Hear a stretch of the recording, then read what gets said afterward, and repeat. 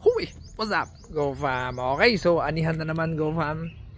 So, nagsisilabasan na naman yung paayabangan na naman ng ani, GoFam. Oh, 'di ba? So, ako naman, naintindihan ko naman yung mga seed company, GoFam. Syempre, kailangan nila ibida yung seed nila, yung variety nila, GoFam. Pero pag yung OA naman na yung mga figures, GoFam, wag naman na. Sobra-sobra naman na pag ganyan. Hayaan nyo na si Budots na lokohin yung mga tao tuwing election. Pero pag yung seed company, lolokohin nyo naman yung mga farmer, hindi naman natama yan. No? Sasabihin nyo, ani ng mga 230 per hectare, 250, 270, 280. Grabe naman. Grabe naman yun. Grabe naman yun, GoFam. No? O sige, pero sige, ganito, GoFam. Ito challenge ko, seed company, sa mga seed company, GoFam. Kasi syempre, gusto ko din naman na alam mo yan, mapahiya ako. Na ma-prove ako na mali. Okay, which is gusto ko talaga na ma-prove akong mali. Okay, sige. Pagbibigyan ko kayo, GoFam, no. Alam niyo naman yung aking messenger, i-message niyo ako, bibigyan ko kayo ng area. Okay, magandang lupa. Kung gusto niyo nakabakod pa, continuous ang patubig, walang problema, GoFam. Okay. Pero ito yung condition ko sa inyo. Okay. 15 kilos kasi yun yung kine-claim niyo 15 kilos na hybrid seed. Alam ko yung nakalagay dun sa inyo 12 or 14 ata na abono Sige, 12, 14. Bahala kayo. 15 kilos na seed, hybrid seed. Okay. Ilalagay sa isang hektarya, aani ng yan yung mga sinasabi nyo, 200, 240, 280.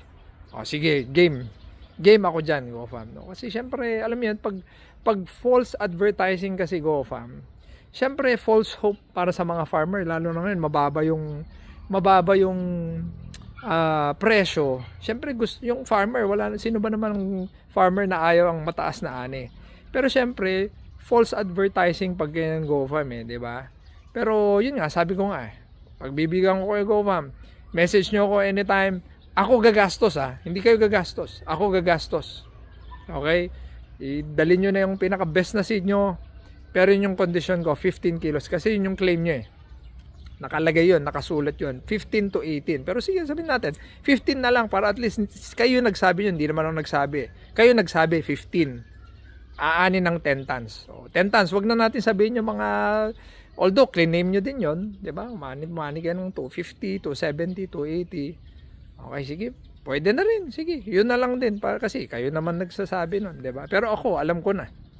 Pero yun nga, sabi ko nga sana mapatunayan nyo na mali ako. Okay, kasi napaka sakit para sa akin yun, GoFam, na sa akin, or may mga farmer talaga na nag-iisip, or yung mga batikan na alam naman namin na hindi, mahirap yun. Yung 10 tons siguro possible, pero low chance.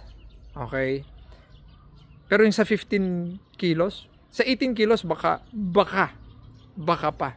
Pero yung 240, 280, alam yan, papatamnan ko, ako gagastos, GoFam, at 15 kilograms ng seed. Pag umabot doon, sa inyo na yung ani. Okay? Sa inyo na yung ani. Okay? Pero pag hindi umabot, sa akin yung ani. At least, win-win situation, GoFam. Tapos pag umabot pa, nakuha pa, na-hit pa yung ani, GoFam, ipro-promote ko pa kayo.